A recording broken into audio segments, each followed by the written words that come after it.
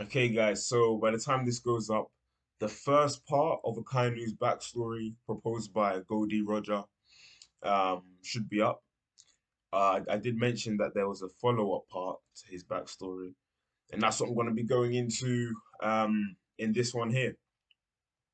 So without further ado, I'm going to get into it, and we're going to have a little discussion afterwards. Okay, so for some reason, the people whom this kid shared the food and water with one day betrayed his trust.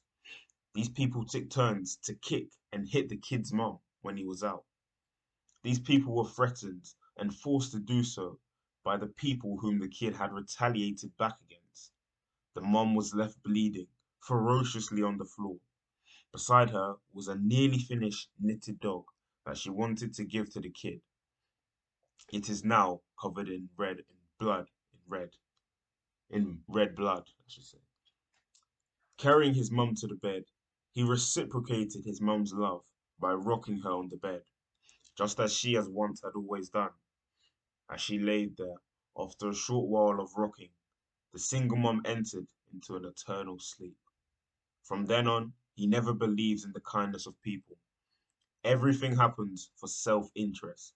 He vowed absolute justice to eliminate all potential sparks for evil, regardless of how small the sparks may be.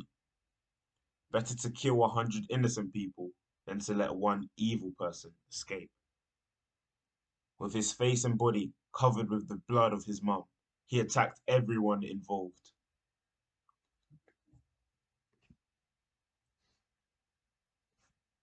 The man was better known as Fleet Admiral of the Marines, Reg Dog Sakazuki.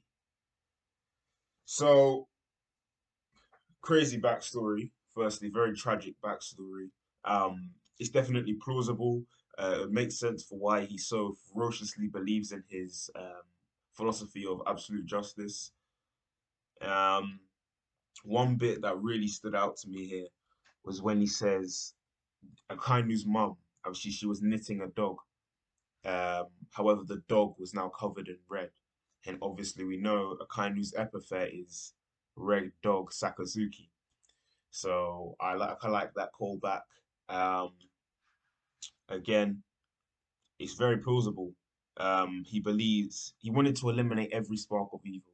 And I think, regardless of whether this backstory is true, in the backstory that Oda gives us, there has to be the case. There has to be something that made him say, you know what, no, I don't care how small the spark of evil is.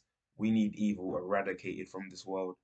And if God can't do it, I'll be the one to do it.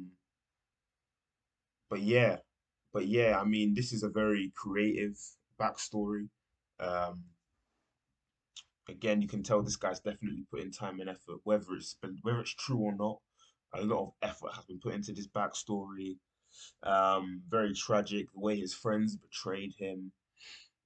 Makes sense why he doesn't trust pirates. Because I guess these kids in his backstory remind him of pirates.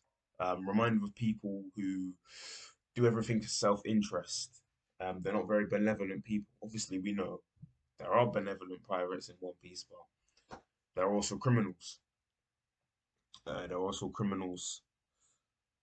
But honestly, I've really enjoyed reading this theory. Um, do you guys think this is actually going to happen? Please let me know. Okay. And without all that being said, I'll catch you guys in the next one.